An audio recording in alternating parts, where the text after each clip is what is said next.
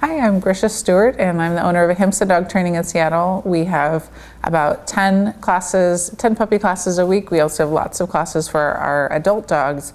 And one of the main things that when they come through the door that they don't even know is the meaning of their name.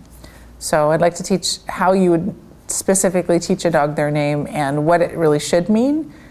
So the name is an attention getter. It means turn around or flick an ear or something, but that the next thing that you say to the animal is meant for them. So especially if you have multiple dogs, multiple animals in the household, they know that the next cue is meant for them.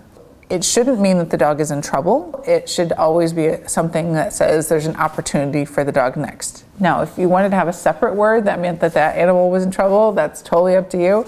But mostly, again, that name needs to be pleasant, so it's not poisoned, meaning that they don't have a mixed response of, am I in trouble this time, or do I get to do something this time?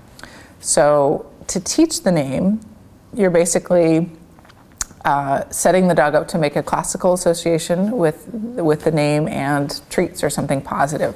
So with the dog in a very quiet space, you just say their name and they get a treat. And the contingency is important. So there's a name, Charlie, brief pause, treat, and then a longer pause so that the treat doesn't then predict the name again. Charlie. So you're just starting off with saying the name, treat, saying the name, treat. And so pairing it so that this is a pleasant word. So classical conditioning. Next, we can start to add some operant piece to that. So the dog is turned around a little bit. You say the name. As soon as you can tell that they've paid attention to that name, you're clicking and then giving the treat. And that attention could be a flick of the ear, Charlie. Could be a full head turn. Good job. I prefer, as time Charlie. Goes on, to be clicking the moment of the turn. Boy. So when you can tell that they've made the decision, then you just start adding more and more distractions. The name is something that, and actually pretty much all of our training, that we need to teach in lots of different situations and generalize through different distractions. And then eventually we also want to wean off of the treats, so we're using fewer and fewer treats, just like with any training. But basically, if you're at a situation, you say the dog's name and they don't turn around, chances are you just haven't trained for that situation. It's too distracting.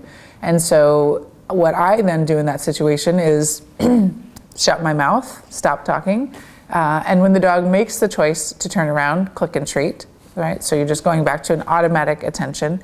And that's something you can also do as a basis for the name game, is do what we call the Lassie protocol, and just clicking and treating anytime we get attention, and then later put the name to it if you have trouble with that dog. You can do a kissing noise to get the dog to turn, so prompt with something that's more likely to work. You can move away from the dog, which will prompt them to turn to look at you. But again, if you're saying the name and they're not turning, it means that you've gambled that the dog would turn around and they didn't. And so don't gamble on the same horse twice. If they keep losing, stop it. So do something else that would make it easier. Move to a quieter space. Stand between the dog and the distraction if the dog is tethered or if you can possibly manage it. So again, we just want to set the dog up to be able to do it. And if they don't, that means we've set the dog up to fail in that situation. If for some reason you say the dog's name and they're in a situation where they're going to go reinforce themselves or running off to go see other dogs, or it's something dangerous, then you wouldn't just want to sit there and wait for them to turn around, for sure. So do something that would get the dog back to you, and then again take that as a trainable moment that we need to go back and work on that particular moment. But the idea is that it should be either not reinforcing to the dog, so that you're just waiting for them to turn around, or if it is reinforcing, that you physically go make that not reinforcing. So by going to go get them and then calling them back from a closer position where it's likely to work.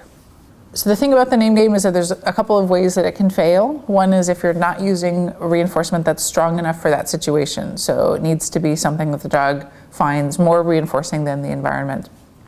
Number two, you're repeating the name. And these rules come from Leslie Nelson, who actually invented the name game.